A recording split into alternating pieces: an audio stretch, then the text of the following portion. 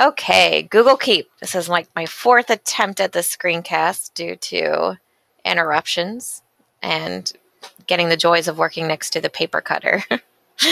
You can't do a screencast while someone's cutting paper, just for the record. Here is Google Keep. This screencast is going to be about the features and how I use it. And then the next screencast will be how to actually get in there and do this stuff for yourself. This is my Google Keep. It's full. Right now I've got a lot of stuff in here for just this demo. But I want to show you how I use this on a day-to-day basis. First of all, Google Keep can be downloaded as an app to your phone, which makes it really nice because if you're on the go, you can access all of your notes. If you look here, it's just a giant wall, and you can put these things that I call Post-it notes on your wall to keep you organized and to keep ideas fresh and in front of you on a daily basis. I open Google Keep every day just like I open email, so I can get to the things that I want to do.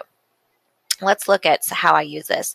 This Post-it here is just an example of this. SketchUp is a program I heard about because my brother's school, the school that he teaches at, uses it. And it's just a reminder for me to look into that program because it sounded really awesome. So you would just use them how you would Post-it notes on your desk. But of course, it's better. Here's an example of how I use it personally. This is my Meijer shopping list. If you'll notice down here, this list is shared with Bill, specifically Jaeger Bill, for those of you that know that story. And, you'll see my picture down here twice, and that's because Bill accidentally shared it with my CD Education account, and it's also shared with my personal account. Anyways, it's a to-do list. It's a shopping list. Down here, you see we have 46 checked off items. These are items that appear on our grocery shopping list from time to time. They're all checked off because we've gotten them all. But when we go to shop this weekend, what we'll do is we'll go through and uncheck the things we want to buy again this weekend. And no, we're not buying a fruit fly.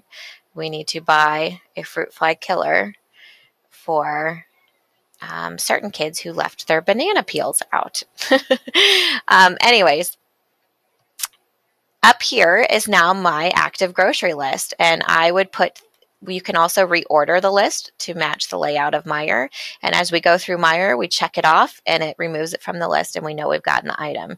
What's brilliant, like I said, is it's collaborative. So Bill and I can add and remove things to the list throughout the week. You can also add pictures right into Google Keep. This was a picture I took at the convention because I knew I wanted to use it in my UD paper. It was from the keynote speaker. I'm actually done with this list or this item, but I left it in there so I could show you for this tutorial. You can add pictures to do list. And this is a feature that shows you on your phone, you can actually handwrite things on your phone and have it appear in your Google Keep. Okay, I had to pause again, so hopefully I remember what I was saying. This is a noted example of a website I didn't want to lose track of. This was a sample to-do list, by the way. Breathe, eat, sleep, drink, because I wanted to show you how you could attach a picture. You can change notes colors to make them stand out differently. This also is a view option to turn it into one big long list, but I don't really like that.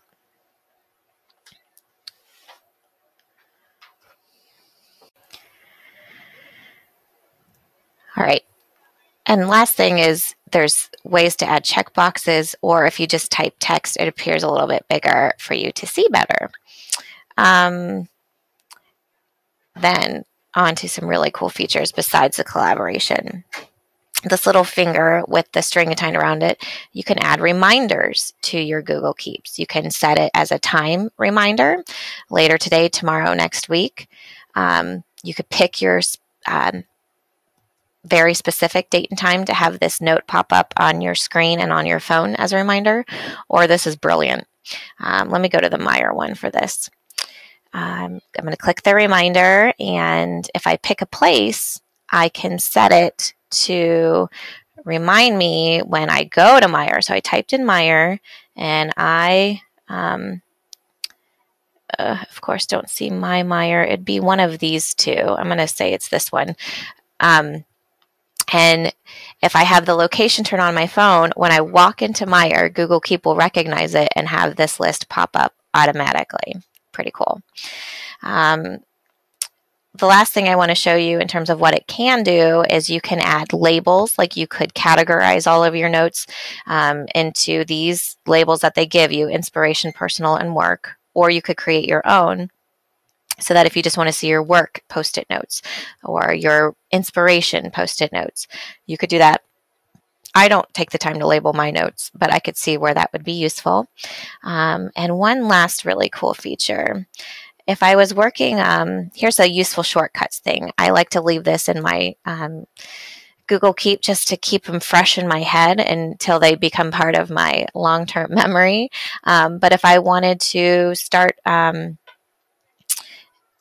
if I wanted to send this out to students and they didn't know how to use Google Keep yet, or a million other reasons, I could click this, copy to Google Doc, and it's turning this to-do list into a Google Doc. Right here it says Open Doc, and I could get going with what I had written in that specific post-it note as a Google Doc, get off and running. Like for example, this thing right here, this note was something I took notes at the convention of things I might want to type about in my paper or things that I was learning.